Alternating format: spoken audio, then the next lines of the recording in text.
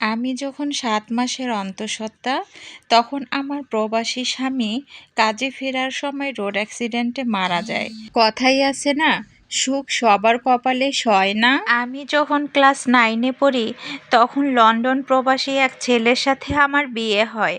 আমার বাবা প্রথমে এই বিয়েটা দিতে রাজি হয়নি, কারণ ছেলে বিদেশে থাকে বলে। কিন্তু আমার শ্বশুর আমাকে দেখে খুব পছন্দ করে। আমার শ্বশুর আমার বাবাকে বলে, আপনার মেয়ে আমার বাড়িতে গিয়ে মেয়ে হয়েই থাকবে, বউ হয়ে নয়। এই কথা শুনে বাবা রাজি হয়। তারপরই ধুমধাম করে বিয়ে হয়। খুব সুখে ছিলাম আমার শ্বশুর বাড়িতে। আমার শ্বশুর শাশুড়ি যা ননদ সবাই অনেক ভালো। আমাকে সবাই আদর করে। আমি অনেক ভাগ্য গুণে এরকম শ্বশুর বাড়ি পাইছি। আমার বিয়ে হয় মোবাইলে, কারণ আমার স্বামী তখন লন্ডনে ছিল, আসতে পারেনি। আমার স্বামী আমাকে দেখেনি। আমার স্বামী বলেছিল আমার বাবা যাকে পছন্দ করেছে আমি তাকেই বিয়ে করব। অনেক ভালোবাসা পেয়েছিলাম আমার স্বামীর কাছ থেকে। বিয়ের 1 মাস পরে আমার স্বামী দেশের মধ্যে আসে। তারপর 3 মাস থেকে আবার সে চলে যায়। চলে যাওয়ার সময় আমাকে বলে যায়, তোমার এখানে কোনো কষ্ট হবে না, তুমি এখানে অনেক ভালো থাকবে, তুমি আমার মা বাবার সাথে থাকবে, তুমি তোমার বাবার বাড়িতে যেও না, ওরা তোমাকে অনেক আদর করবে। আর আমার শ্বশুর শাশুড়িকেও বলে যায়, ওকে তোমরা কেউ কষ্ট দিও না, ও কষ্ট পেলে আমি কষ্ট পাবো, ওকে যদি তোমরা ভালো রাখো তাহলে আমি ভালো থাকবো। কপাল গুণে এরকম স্বামী পাওয়া যায়।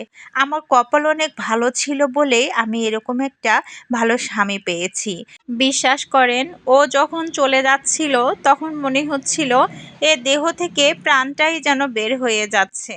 ও চলে যাওয়ার পর ওর সঙ্গে সব সময় কথা হতো, ওর সঙ্গে ভিডিও কলে কথা হতো। যখন ও কথা বলতো তখন মনে হতো ও আমার পাশেই আছে সব সময়।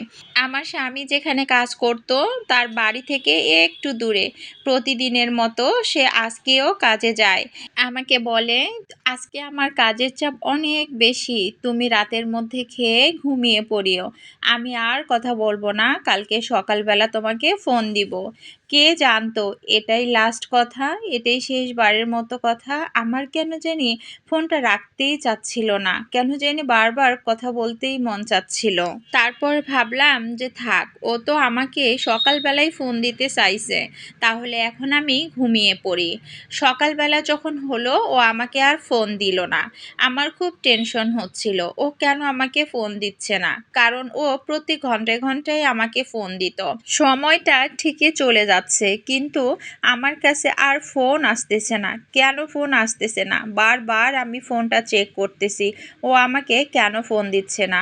আমি খুব চিন্তিত, আমার মনটা খুব বেশি খারাপ। আমি কাউকে কিছু বলিনি। আমার শ্বশুর আমাকে বলতেছে, মা তোমার মুখটা এরকম ভার কেন?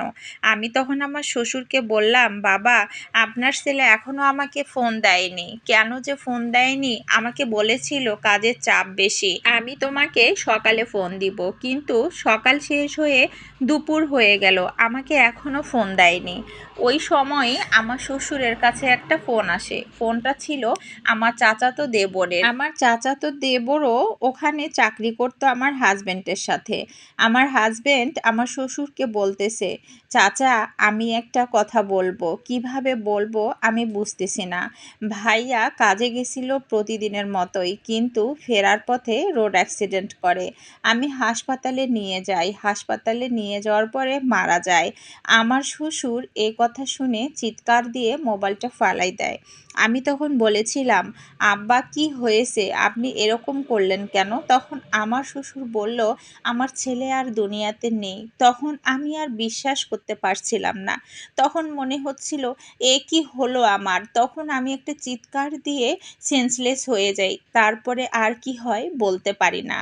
সেন্স ফিরে এসে দেখি আমার বাড়িতে প্রচুর লোক, আমার মা বাবাও এসেছে। তখন আমি প্রচুর কান্নাকাটি করতেছি আর বারবার অজ্ঞান হয়ে যাচ্ছি। 20 দিন পর আমার হাজবেন্ডের লাশ চলে আসলো।